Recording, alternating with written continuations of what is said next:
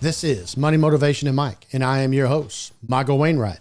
In charge of the show is Jason Wright, and hello to you, world. This is the show that will change your life. Jason, we went over 270,000 subscribers. It's not even mid-January, mid-January. It's good stuff. Yes, it is. Okay, now. We appreciate every one of them. Every one of them and their mamas. That's right. Absolutely. Okay. We're coming up here in February. I believe February the 15th is the Daytona 500. And for those of you who don't know, Jason and I come from racing families. Same family. Including our nephews that still race to this day. That's correct. Which would make them third generation. Yeah. Because their grandfather raced and their great uncle raced. Yes. So, anyway, Daytona 500 coming up, which is the 25th anniversary of what we call Black Sunday of the Dale Earnhardt death in corner 4 at the Daytona 500. So, we will be covering that in the Februaries. So today, I'm going to go back and talk about what now, Jason, with the declining NASCAR attendance, declining NASCAR TV ratings, is still the largest race in the United States of America. Did you know that? I did not know that. It's still dominating the Indianapolis 500. Wow. Okay. That does surprise me. And has since 1995. Yeah. You watch the Daytona 500, it's still packed. Any idea what the Formula One races when they come here? This is the biggest viewed event in the United States when it comes to automobile racing. All right. Very nice. And you think about what you just said with Formula One, because to me, the biggest race of all time is the Monte Carlo Grand Prix. Yeah. Through the streets of Monte Carlo. Yeah. That dates back, I think, a couple hundred years. And then the second biggest race is the 24 Hours of Le Mans. And then the third biggest race is the Indianapolis 500. Yeah. I know the Daytona 500 has taken over the Indianapolis 500. I'm not certain about the others. And you also remember that it's called the longest race day of the year. It's the Sunday before Memorial Day. When you start out with Monte Carlo, you go to Indianapolis 500, and then you go to the Coca-Cola 600, the NASCAR race at Charlotte. Longest day of racing. Yeah. There's even some drivers that went from one to the other. That's right. John Andretti. John Andretti. I was going to say Michael Andretti, his cousin. Tony Stewart did it as well. Stu Baby. Yeah. I think that's right. And somebody of recent, Lawson, Kyle Larson. He may have. I don't know. He's an old open wheeler. Yeah. He runs up there at that Chili Bow in Tulsa, Oklahoma in early January. Yeah, we ought to go up there and watch that Chili Bow. That would be a quite event to see. That would be loud. Yeah. That's all right. Indoors, a little low, what? I don't even know if it's barely an eighth of a mile. Yeah. Maybe. Yeah. Just a big old circle. Yeah, it's not very big at all. So Daytona 500, and actually, when I started watching racing in the mid-1970s, the first thing that I was introduced to was the Daytona 500. Matter of fact, the 1976 Daytona 500 is the first one I can remember, which, by the way, Jason, that was the first tape-delayed race ever broadcast. The 1976 tape-delayed Daytona 500. Yes. And of all things, it was fireworks there with Cal Yarborough? Nope. It wasn't. Now the one you're talking about is the fight in 81. Okay. With the Allison boys. All right. Yeah. Now this is the old Richard Petty. Yeah. And his biggest rival, David Pearson. Okay. Banging on each other all the way around the track on the last lap and spinning out and crashing 100 yards from the start-finish line. Yeah. That was before restrictor plates. And they had lapped every car probably 2 or 3 times. So it wasn't like third place was fixing to go right by them and win the race. Yeah. And they end up pushing David Pearson's car across the line, and he got the victory. and so half of that race, the latter part of that race on tape delay, couldn't have been any better for NASCAR in general. NASCAR. That's right. That's right. Yes. Now I said 81, 79 was, and so that's how NASCAR got going with the 1976 tape delayed Daytona 500. Yeah. 1979 was the Donnie Allison Kel Yarborough fight. First ever live race. Okay. That's why I'm confusing. Yeah. Yeah. First ever live race. And of all things, they get a demolition derby on the back side. I can still see the two cars hitting each other at 200 miles an hour, crashing out into turn 3. Yeah. And of all people, Richard Petty going by and taking the victory. Why not? I mean, it couldn't have happened any better, right? Well, and viewership was up that day because most of the eastern seaboard was snowed in. Is that right? Yes. See, I didn't. Boy, you going deep now here on me here on that deal. So I like that, but nevertheless, that's how NASCAR was introduced to the country, to the world, with some of that first video in the late 70s. Yeah. Then obviously propelled it into the 1980s and ESPN, the startup network. Golden era of NASCAR, if you ask me. I mean, ESPN, and I've said this before on this show, ESPN basically cut their roots with Australian rules football and NASCAR. They would start showing the second half of the season on NASCAR. Okay. On Sunday afternoons. Yeah. That's all they could get. Dr. Jerry Punch and the boys? Nope, that was before then. That was before then? I don't think Dr. Jerry came along to the 90s. That's before my time, but I remember Dr. Jerry Punch. Yeah, he was one of the original. This is like, I don't know, Ken Squire. Okay. Yeah. Those kind, I don't know, maybe even I don't know, Al Michaels might have been doing. I don't remember. I mean, Al Michaels has done everything, right? Yeah, he has. Twice. So, I mean, it very well could have been him. But nevertheless, the Daytona 500, 500-mile race. I've never attended the race. And, growing up in the racing, I've attended a lot of tracks. I've never been to the Daytona 500 race. Oh, wow. See, I thought you had. I've been to the Firecracker 400 summer race. Okay. Yes, that's a story in itself, too. Yeah. The Daytona 500, a 500-mile race. You see, the racetrack is 2.5 miles in length, which is not our longest racetrack. I believe it's Talladega. It's 2.66 Talladega. That's exactly right. But it's an annual race, the Daytona 500, held in February, and it confuses a lot of people because it is considered the Super Bowl of NASCAR. But they run it at the very first start. It's the very first race of the season. They go there. It ends Speed Week. Daytona in February or late January is a big time in Daytona with Bike Week, the 24 hours of Daytona, Speed Week, the motorcycle races on the circuit track in the infield. Yeah. On and on and on. A lot of racing that week. Yes. And then you have qualifying to enter those twin 125s. Yeah. And then that's how you make the grid and how it's set up. Yeah. It's big time stuff. But nevertheless, of Speed Weeks, this is the final event.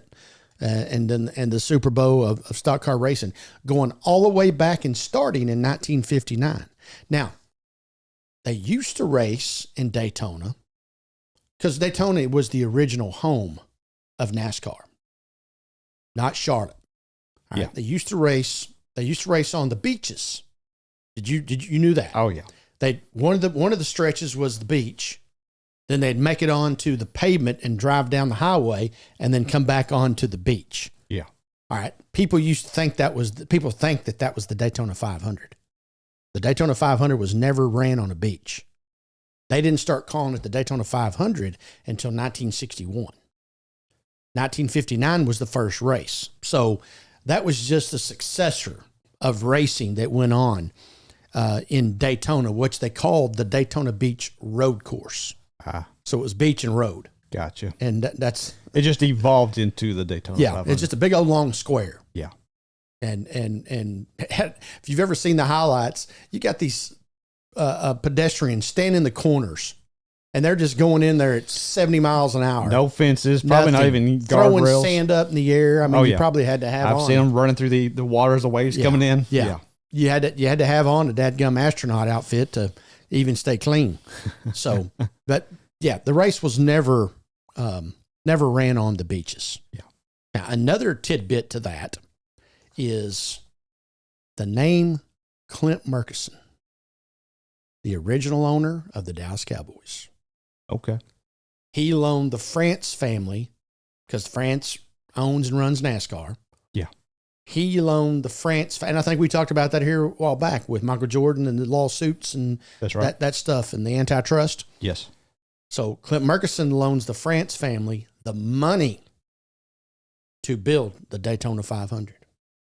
The track itself? Yes. Okay. Yep. The Daytona International Speedway was financed through Clint Murkison. Now, you think about that. 1959 was the first race. 1959 was the year the Dallas Cowboys were born, playing their first season in 1960. Okay. It's just a small world, isn't it? Yeah. Just a small world. And you know that the Daytona 500, I call it the Daytona 500, the Daytona International Speedway has a lake. Yes. They dug out the lake to take the dirt to put into the corners. That's why it has a lake. Yes. Makes some sense. Yes. I mean, you're trying to cut all kinds of things here, you know? So like I was already saying, the first flag to flag televised race was 1979 on CBS. And I believe that was Ken Squire. Okay. I believe that's who that was. You might look at that name, Jason, while I'm sitting here rambling and talk about that. Now, as you recall, in the 90s and into the 2000s, how big NASCAR had gotten to the point where starting in 2006 till 2010, they moved the Daytona 500 to the afternoon.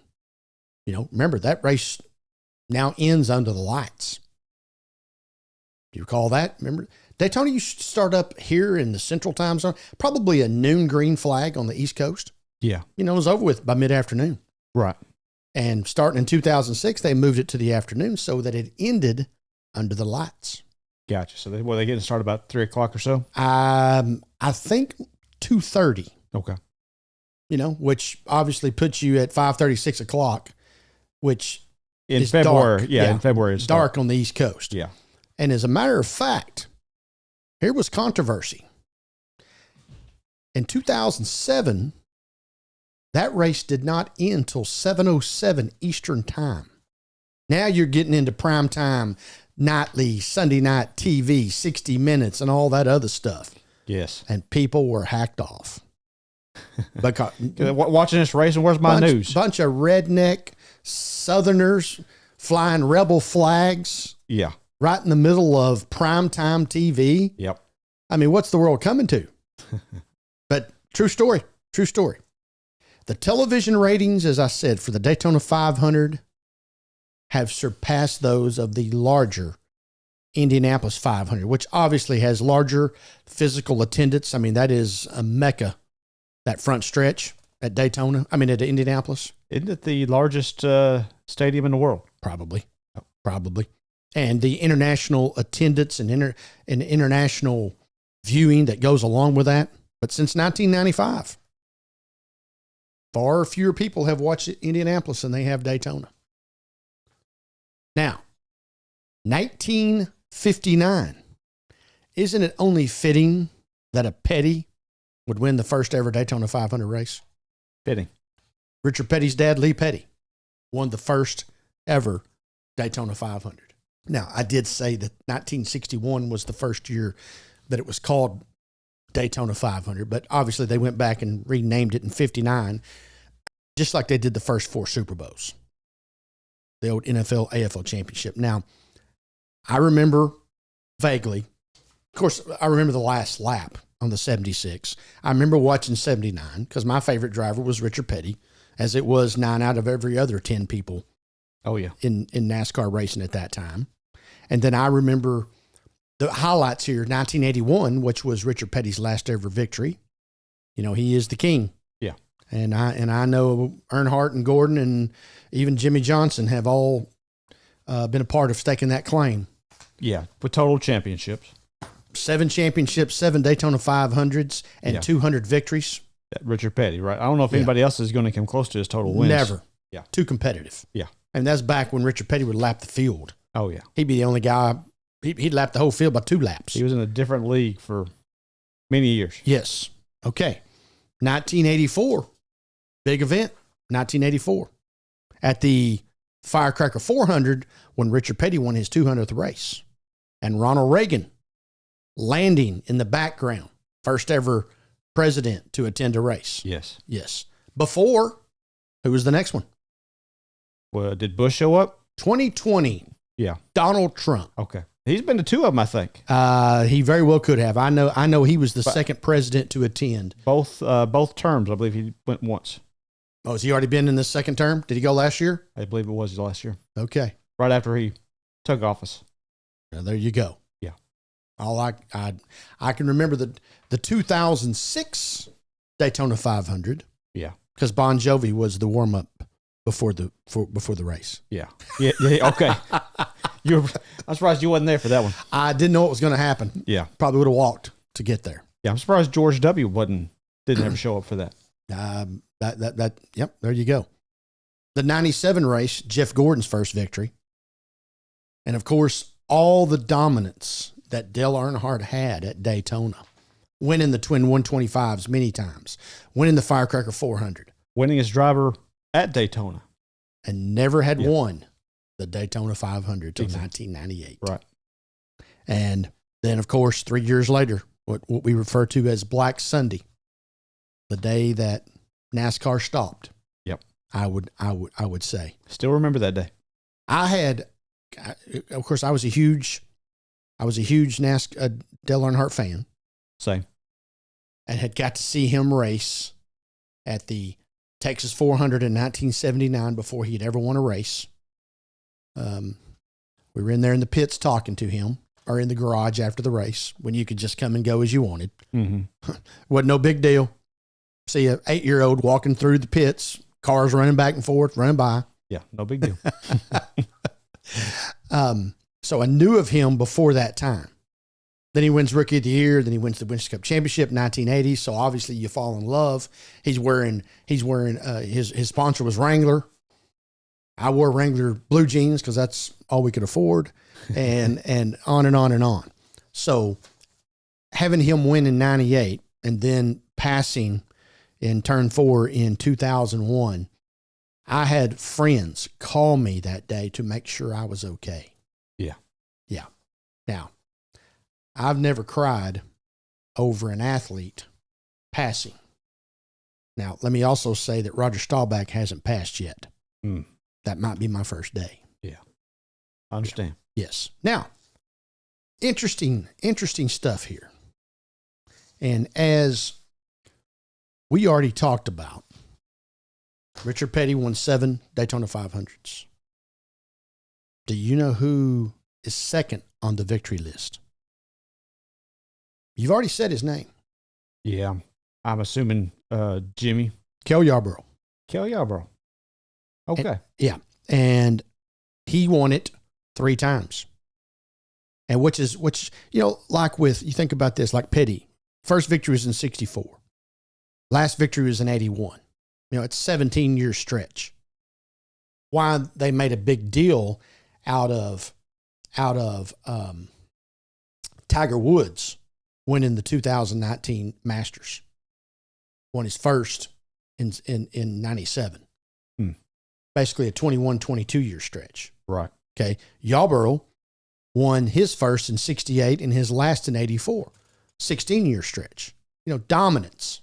Yeah. That's what we're talking about. Yarborough won 4. Bobby Allison, Dale Jarrett. Dale Jarrett's first ever victory, 1993, was at the Daytona 500. It was the very first race for new car owner Joe Gibbs, who had decided he was tired. Remember, he was Washington Redskin coach. Yes.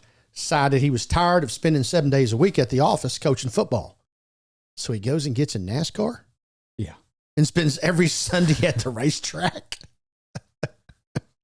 He's working for himself at least. Yeah. Here's you another one. Denny Hamlin has won 3 Daytona 500s. Okay. Did not know that. I'm not surprised, though. You said Jimmy Johnson a while ago. He's only won 2. Is that right? Yep. I believe Dale Jr.'s won 2. Dale Jr. has won 2. Yeah. 2004 and 2014. Yeah. The 500. Now, he's won the July race a couple times. I think it's called the Coca-Cola or something. Pepsi 400 is what it used to be. I don't know what it is now. Like I said before, that was called the Firecracker 400. True. And that's what I still call it. Yeah. And Daytona has sponsors, but I just call it the Daytona 500. Yeah. Yeah. You know what I'm saying. All right. Here's your 2-time winners. Bill Elliott, one of the most popular race car drivers of all time. Yes. Sterling Marlin won it back-to-back and then got unfortunate credit for spinning out Earnhardt in 2001. Yeah. Death threats. Michael Waltrip, his first ever victory was the Daytona 500. Yeah. Well, same race that Dale. That's right. Dale died. Yeah. And then he came back and won it in 03. Matt Kenseth, twice. Jimmy Johnson, twice. Earnhardt Jr., twice.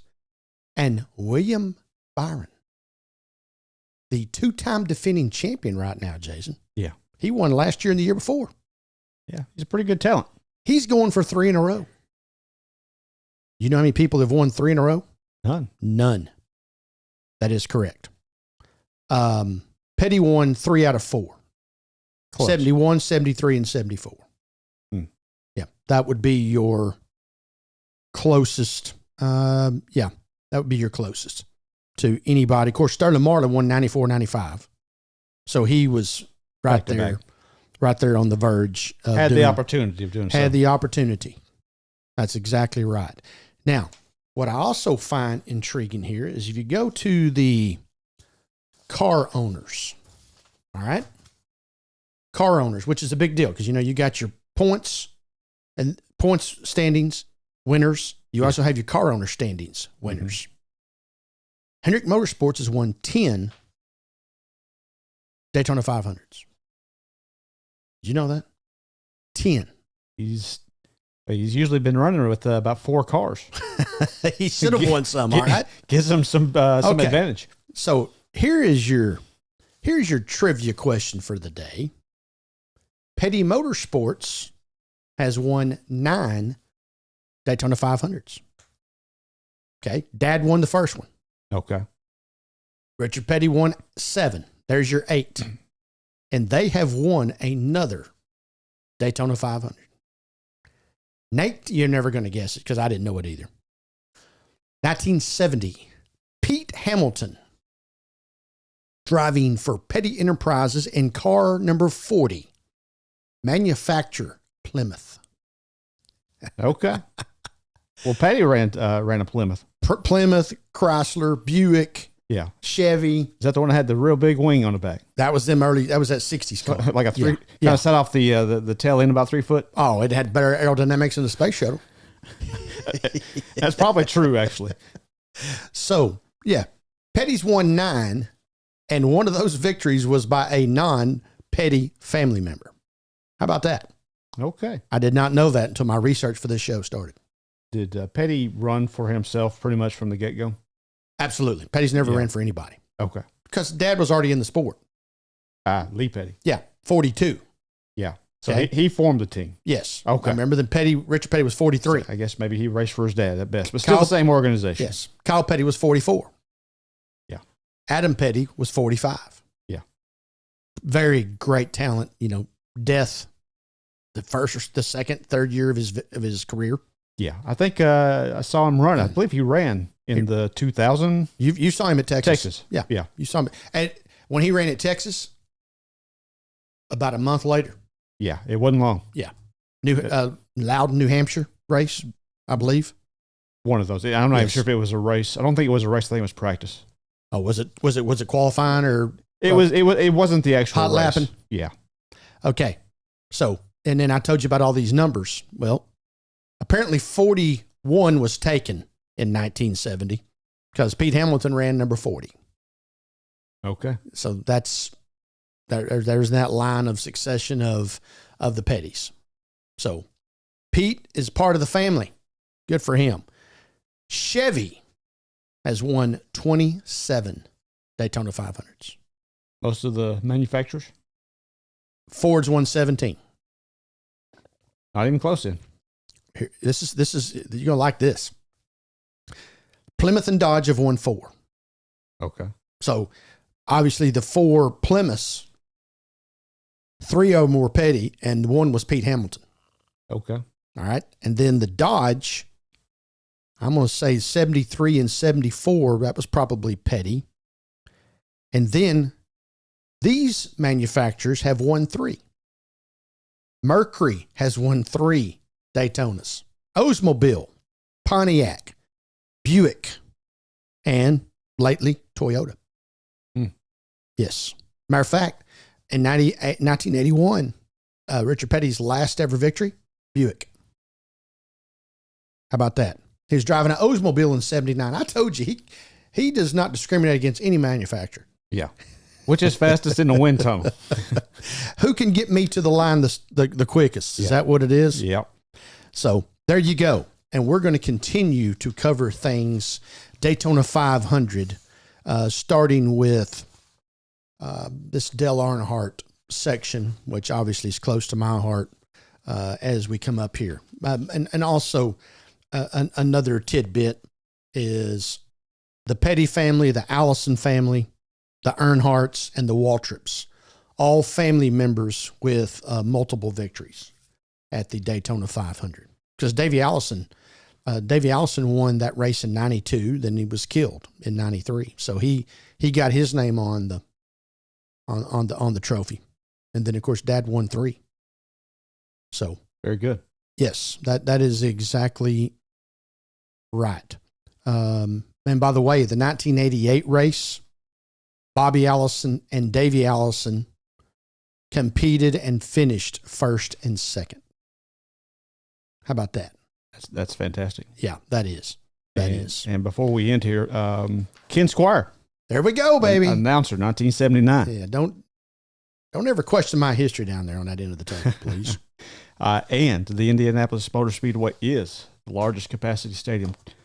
257,000 seating capacity, but can accommodate up to 400,000. That's incredible, isn't it? Yeah, for sure.